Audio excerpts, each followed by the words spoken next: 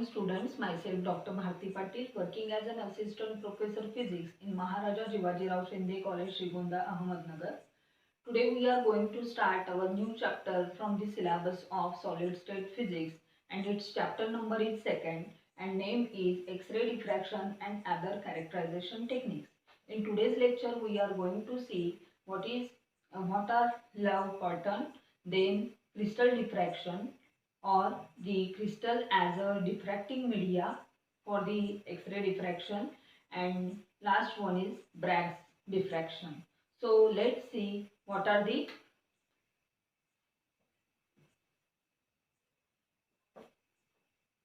Love pattern.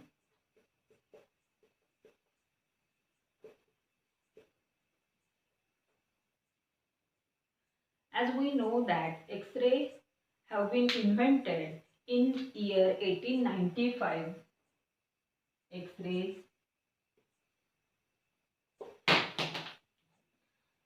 were invented in 1895 by the scientist Röntgen. When X-rays were invented, the scientists don't know what are the properties of the X-rays. Some of the scientists have considered X-rays have been considered as same as the cathode rays, but having more penetrating power, with more penetrating power.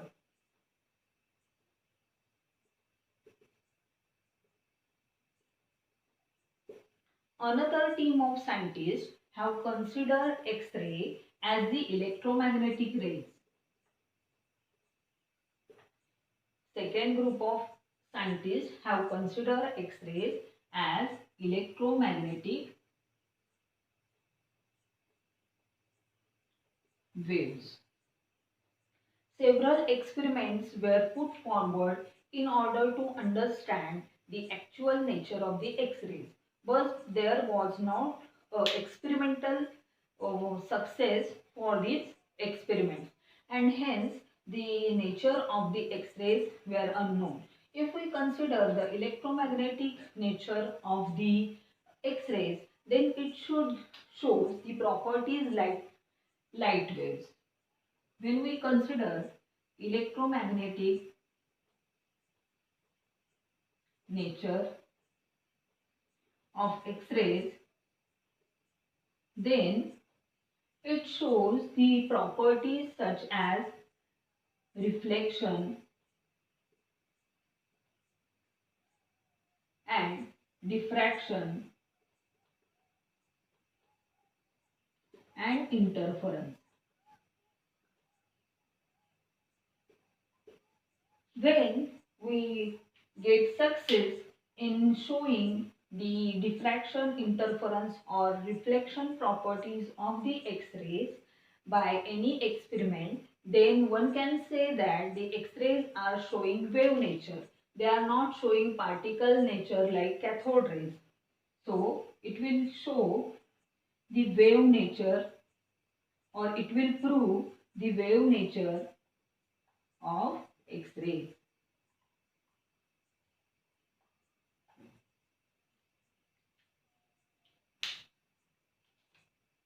But when we consider a light wave, then the light waves get diffracted. They will show diffraction phenomena. Diffraction of light takes place. How light gets diffracted? There is bending of light round the sharp edges of an obstacle, and light rays will get diffracted. So if we have to consider the wave nature of the X-rays, then X-rays should also get diffracted, and hence the diffraction of X-rays is very much important in order to prove their wave nature.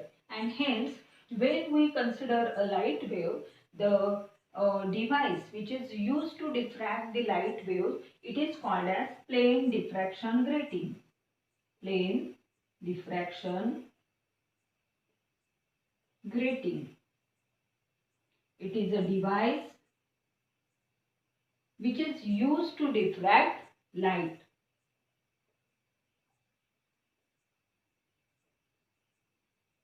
Then what is plane diffraction grating? Plane diffraction grating is a plain glass slide which will have a lines ruled on it with the help of diamond cutter, sharp pointed diamond cutter, and hence the region where we rule the diamond cutter, that region will be opaque to light, and in between two opaque regions the region will be transparent to light. Hence we will have equidistant lines, that is transparent and opaque line, and this is, suppose this is called as plane diffraction grating, and it is used to diffract the light wave, and these lines are ruled on the grating. They are denoted with letter N. If we want to diffract the, and when light diffraction takes place with the help of plane grating, in order to diffract the light with the help of plane grating, the condition is that the wavelength of incident radiation should be comparable to the slit width, to the wavelength. Diffraction takes place when wavelength of light is comparable to slit width. Then and then only the diffraction phenomena takes place, and hence if we want to diffract the X-rays with the help of same device, that is plane diffraction grating, as we know that the wavelength of X-ray is of the order of 1 angstrom. Wavelength of X-ray is of the order of 1 angstrom.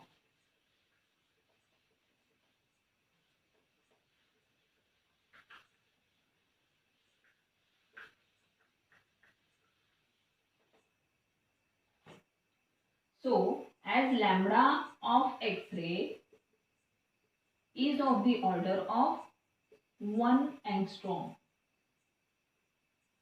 and if we want to diffract, it means that its energy is more or high, and its wavelength is very short. If we want to diffract the X-rays with the help of plane diffraction grating, then on that plain glass slide we have to rule million of, n should be equal to million.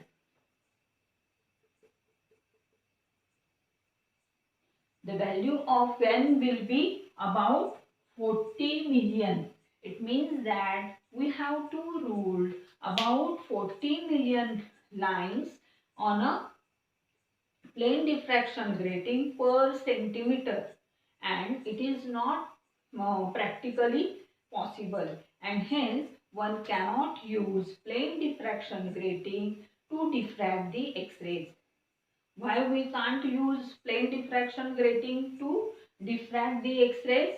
Because the wavelength of X-ray is not comparable to the slit width, and this slit width is very high as compared to the wavelength of X-ray. If we want to diffract the X-rays with the help of plane diffraction grating, the number of lines ruled on this plane diffraction grating with the help of diamond cutter should be equal to or greater than 40 million lines per centimeter, which is not possible practically, and hence one cannot use this plane diffraction grating. Then scientists love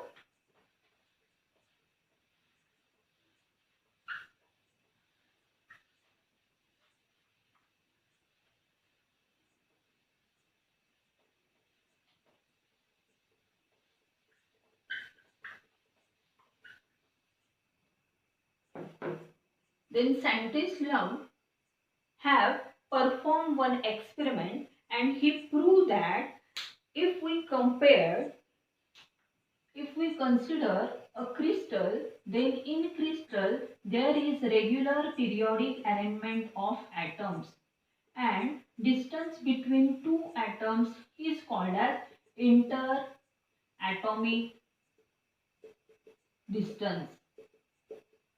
Distance between two atoms is called as interatomic distance, and this interatomic distance is in angstrom unit, and hence the wavelength of X-ray is also in angstrom unit, and the interatomic distance it is in also angstrom unit, and hence this crystal structure can be used to diffract X-rays, as the wavelength of X-ray is comparable with the interatomic distance which is present in a crystal, and hence he has decided to do one experiment, and in that experiment he has taken one X-ray source which is made up of white light or polychromatic light, and these light rays are allowed to incident on a ZNS crystal,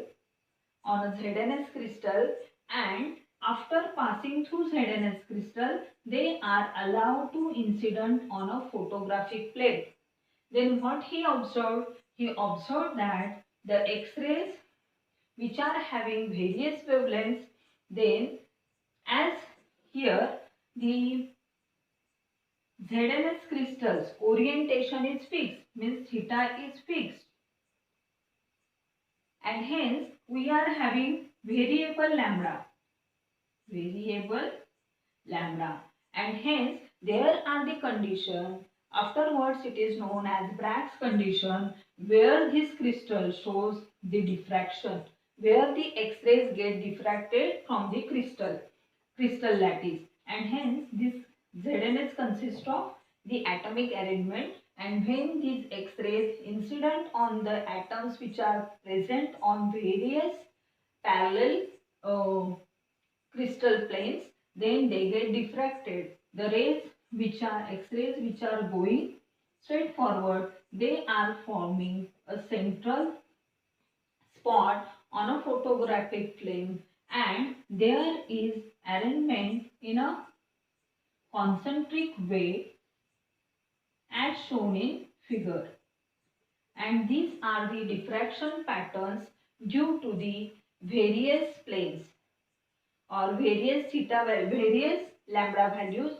which will fulfill the 2d sin theta is equal to n lambda. This is proved afterwards, but initially it was his observation that there is observance of such type of pattern, and this symmetric pattern which is formed by the passing X-rays through the ZNS crystal, this is called as Love pattern.